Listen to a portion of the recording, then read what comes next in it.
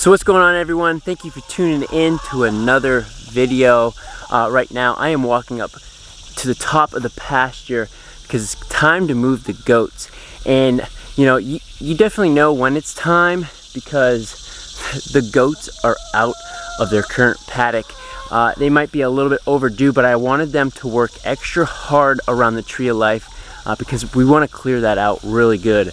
Before I go up there though, I want to give you guys a little update on the traps. We haven't caught the predator yet, but I haven't seen any sign of dead birds. Now, I don't know if that's good or bad. These birds are really small, so they can be carried off fairly easy. But the thing I'm worried about is we had a chick that just died randomly in the brooder. There was no marks on it or any sign of a predator. So I ended up using it as bait down here, right underneath the door here. And when I came out this morning, it's gone. So that's not a good sign. I'm a little worried about that because, you know, it shouldn't be gone, or there at least should be something in the trap, which I'm a little bit disappointed about. So I'm gonna have to reach out to Bobby, let him know that. Probably the one mistake on myself is I didn't attach it to the trigger. I kind of just left it underneath, hoping that it would go grab it and then hit the trigger, but that's not the case. So, you know, my bad on that. I probably should have took some wire and secured it onto the trigger. But right now, I gotta take care of the goats because they're out and I can't just have them roaming around randomly, potentially going on our neighbor's property. I gotta do some weed whacking, so let's get up there and get to work. As you guys can see, the goats did an amazing job. Once again, you actually can see right through that. And now it's just my job to come up here with a chainsaw and cut some stuff up and burn it and get it out of here. I want to be able to plant in here basically, you know, a good cover crop, basically new pasture, and that would help prevent all these shrubs and vines from growing back. So I want to get that done fairly quickly. The next spot I'm going to be moving them just actually right in front of where they're currently at. Well, actually, they're currently in the pasture. So, however, they're gonna go right here. All the shrub and stuff is about waist high. So there's gonna be a bunch of food here for them. And again, this was another section that the goats came previously and cleared out. There's actually a big brush pile in here that as I'm walking up here, I saw a groundhog come from the pasture and run in here. So I gotta actually burn that because, like Bobby said, weasels hide out in, you know, piles like this. And, you know, if I can get rid of that, maybe this weasel or whatever type of predator this is will get on out of here and find a new home. So let's get on this. Like I said, I gotta do some weed whacking and basically just moving the fence and chargers.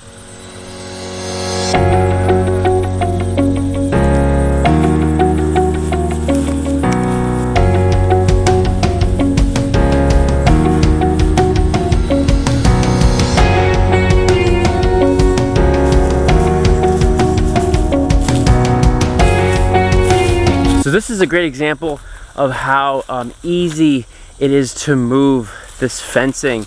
My first idea isn't working. I actually don't have enough because the sheep have the third fencing that we have. So I have to change the setup so that way I can get a full connection. Now with stationary fencing, you know, say you have an idea, it's not working, you have to buy more and stuff like that. I can easily use what I have to get the job done. And this is gonna work perfectly. I got a little bit more to finish my gap, and here's the other end. And all then I gotta do is put the charger on and it's ready to go. I'll end up getting some feed as the goats are bucket trained to get them in here to start working on this. Here they come. Let's see if I can get the goats in here without any feed. They just came running up the hill right after I was done pounding in this post. Let's see if I can lure them in here. We gotta put down this fence. We'll put that down, and we'll put this one down. We're gonna have to put this one down. Let's see. Hopefully they don't. Let's go.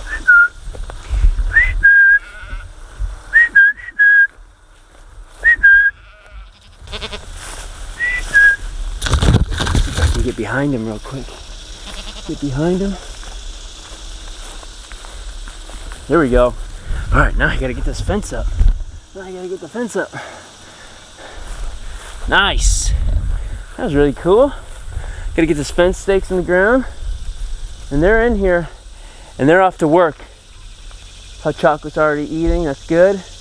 Missy's eating. Nice, with the fence set up, the goats in. Let's bring these tools back down and see what's going on at the house. All right, so since the goats are done, looks like the girls are relaxing in the pool. You guys having fun? Yeah! Oh, that looks so good. Man, I tell you what, it was hot moving the goats. Yeah, I bet. Oh, but there is some. You should take a dive in the pool. I should. Well, I gotta go take care of the bees real quick. I want to give them an update on what the bees are doing. Ooh, I would not want to put on the bee suit right now. Oh my gosh. I'm not looking forward to it. But I gotta get it done. When it comes to lighting the smoker, I really don't have a specific method. Basically, I just try to build a fire, and I end up using smoking pellets to help get that, you know, obviously the smoke that you want. I use different techniques of starting this fire. My one main thing that I use is I stuff a toilet paper roll with paper and dryer, your lint from your dryer, and then I also mix in some chips with that. But this is basically my main source of fuel. And then I go around the yard and find little sticks, and just to help build that fire up. And then once we have a nice good fire, I put in some more smoke chips.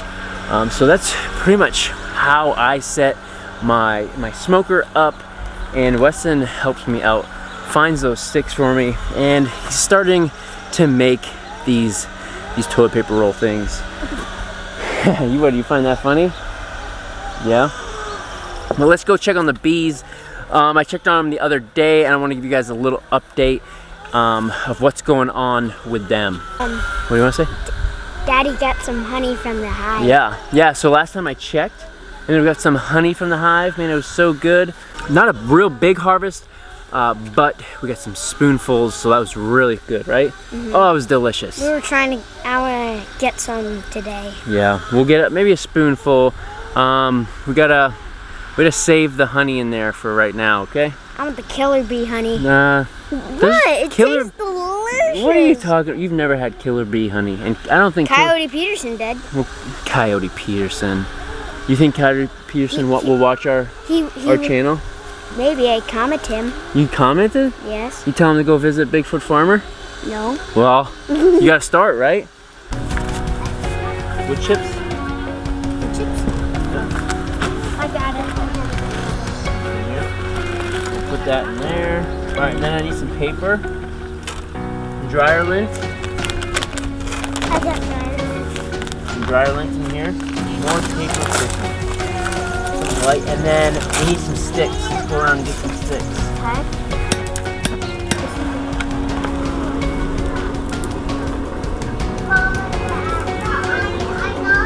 And then we got our torch.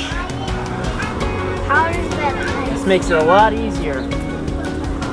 instead of matches? Yeah.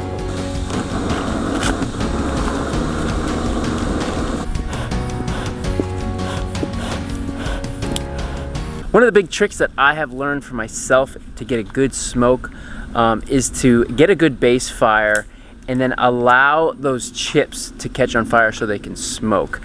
You want to be able to keep that smoke going the entire time you're working with your bees. I have had problems with that in the past, and I would need some smoke, and I ended up getting stung. The big thing with smoke is it blocks that receptor or or that hormone, the word I'm trying to say, the pheromone that makes the hive attack. And you know, when you're working with the hive, their job is to protect it queen, protect the honey. But what the smoke does, it blocks that pheromone.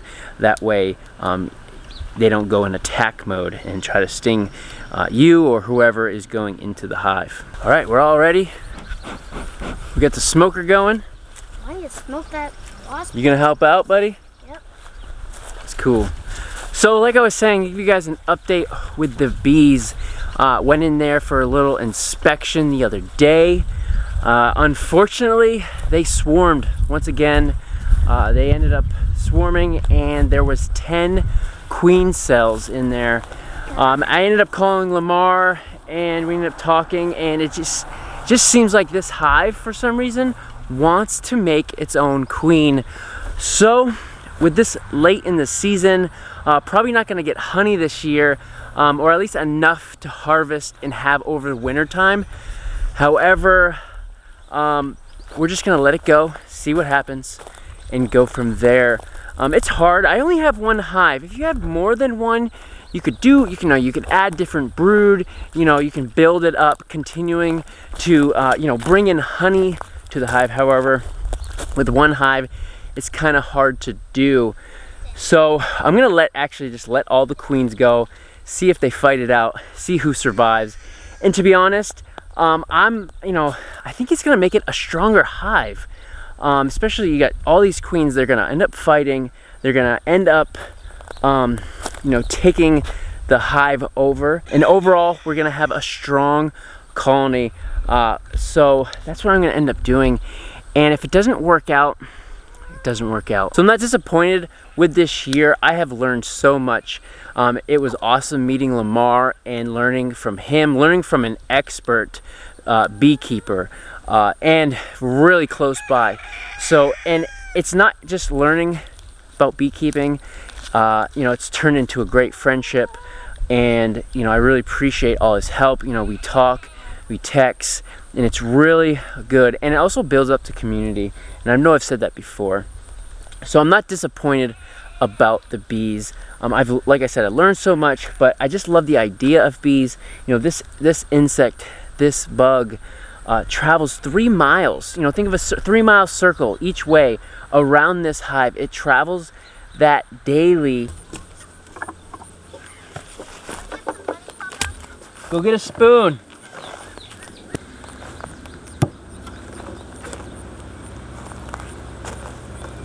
So there's very little bees in here. I can already tell that. This hive is slowly dying. Let's see if I can bring you guys in here. So right from the top, I don't know if you guys can see it or not, but there's definitely not a lot of bee action. There's definitely not a lot of bee action coming out. So let's just see what's going on.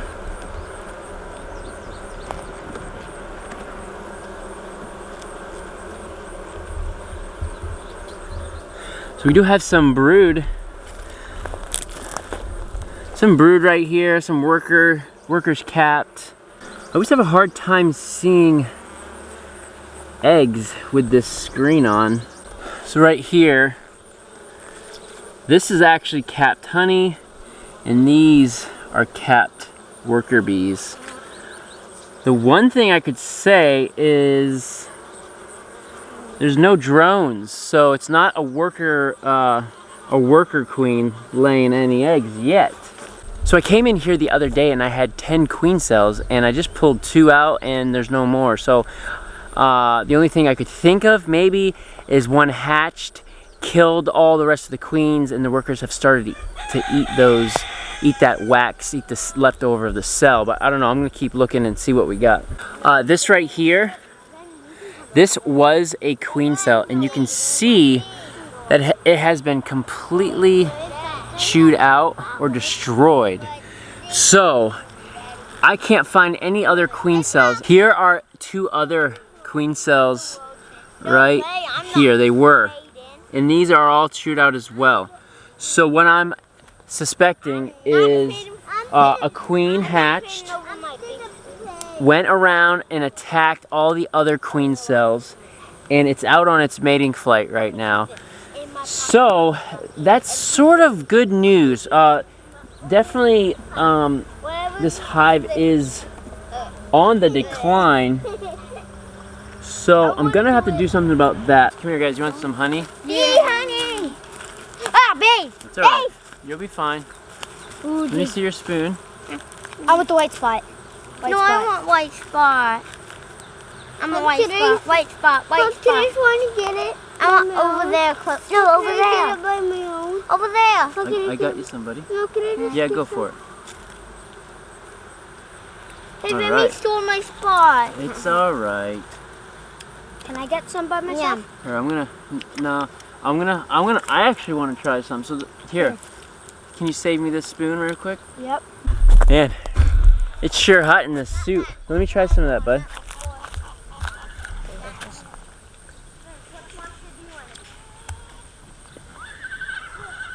Wow.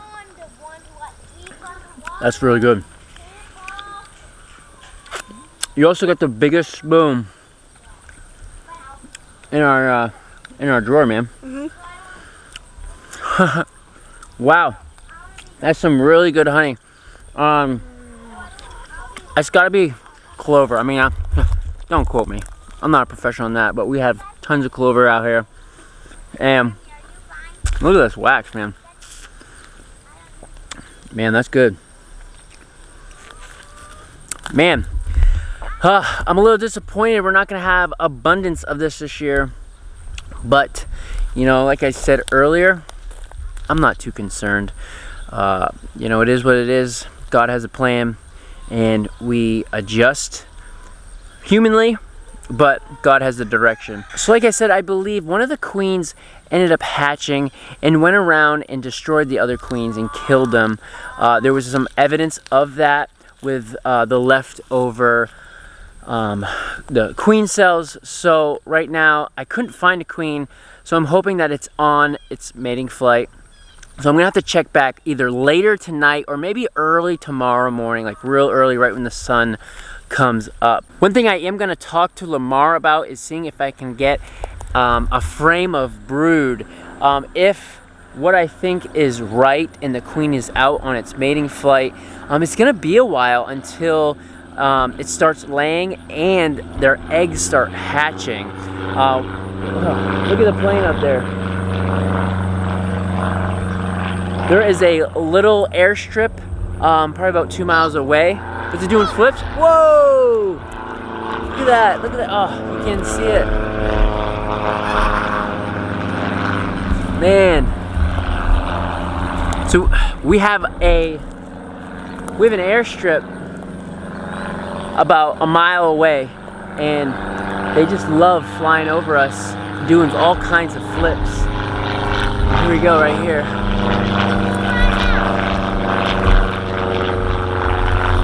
Oh, I can't get it. It's hard to see where it's at and get it on camera for you guys, but I'm sure you can hear. Man, it's so cool. I'm gonna go reach out to Lamar and see if I can get a frame of brood. I want to be able to keep these bees at the right age, so of stages of their life, to keep this hive alive. I'm probably just gonna ask for one, see if I can get that in here and go from there, because if I'm correct and the queen bee is off on its mating flight, it's gonna be a while until the brood starts hatching. Now there is some capped worker bees. I did like peel one back and I believe it was alive. See, this is the thing about bees. It takes a lot of work. We have a lot going on. So, you know, if you guys have any comments, any questions, feel free to leave them. If I don't know the answer, I'll reach out to Lamar. Lamar has been helping me every step of the way this year, and I'm learning. I mean, it has been awesome. And I don't want to say like I can't wait for next year, but I'm looking forward to that, because I'm gonna be able to, now I have the experience that I know what to look for and see. And I'm really thinking about actually getting a second hive, probably a second nuke if this completely fades out. That way, you know, I can, you know, see what it's like to have the right things when I need it instead of having to, you know, run down the street, which, I mean, it isn't a problem. It's just something that I want to be able to try to learn myself and keep up myself. Weston got something to show you guys. We have a little swamp over here near the creek, and it looks like you got a cattail. I'm gonna break it open. You gonna break it open? Look at that. It's a little fuzzy. That's kind of cool. I've never actually broken one of these. I'm gonna. It's kind of neat. Take some hair. That's cool. Let's get the other half of it. Yeah. Break that one. Same thing, huh? Mm-hmm. That's awesome. And that's what's awesome about raising our children on a property like this. They get to experiment. We're actually going to be homeschooling this year. Boring? Are you kidding me? You're going to have so much fun. Boring. Yeah, so we're going to be homeschooling this year due to everything that's going on. Not in fear, however, we don't want to put fear on our kids. We, you know, don't want our kids masked up for 6 hours a day. Yeah, buddy? Go outside. Yeah, go ahead, buddy. I'll be right over. Yeah, so we don't, I mean, I know this is a controversial topic. We don't want our kids to be masked up for 6 hours a day at school and having this fear projected on them. We feel very strongly about that. So we are going to be homeschooling this year. We homeschooled in the past. We actually started the kids homeschooling. We put them in school this year. However, we're gonna pull them out and do it again. So leave some comments down below how you guys are adjusting to this year's school year, whether you're sending your kids to school, whether you're pulling them out. You know, let me know how you feel with the mask. I know there are, you know, very strong opinions on both sides, and I'm not saying either one is wrong. I think we are doing the best that we feel, that we believe in our heart to be the best for our family and our children. And that's what we're doing. If it's different, if you guys feel that's different for your guys' family, that's totally fine. Do what you want. You know, that's what's great about being in America. You can choose what you want to do, when you want to do it, and that's what it is. And that's the most important thing. You got to do what's best for you and your family, and you know, just listen to the Lord and obey. So here is Juliana now, and she is actually going to be the director of our homeschool. She is setting up the planning or the curriculum. I gotta negotiate my salary then if I'm the director. All right. Well, I need a raise. I'll get you a raise. I'll figure it out. But I see a sad look on your face. What's going on? You're looking at this garden and... I'm mourning. Mourning? I'm mourning over this squash garden. Are the weeds taking over? Well, no, it's, I mean, yeah, but we still grew... You're smoking us, bud. We still grew plenty of things, but the lack of rain is really the problem. Yeah, we've probably had 3 weeks in the 90s, and I think it's only rained like 3 times. Yeah, and I know you can water your garden, but I don't have time to come out here and water the garden. I was hoping Mother Earth would water the garden. And this is actually, you know, I explained this earlier. You know, this is a couple years ago. This was completely different. A couple years ago, our longest stretch without rain was 10 days, and right now everything is dry. Look at this. That's cool. Yummy. We had a lot of things that were getting, like, we had a lot of watermelons this year, and we had some pumpkins starting, but I don't think anything's gonna make it. But you actually need to stop that. You're smoking me. That got my nose. Woo! Look at this. All the sunflower seeds are on top of the sunflower. Like, the birds must come in, eat them, get their snack, and then sit up here and eat them. That's kind of neat. So what's your plan for this garden, hun? What do you want to do? Time of death today. Yeah? I'll harvest what's here, and then we need to use this net to keep the chickens up in the field. So we'll just take the take the net out and just call it. So we'll keep keep everything here.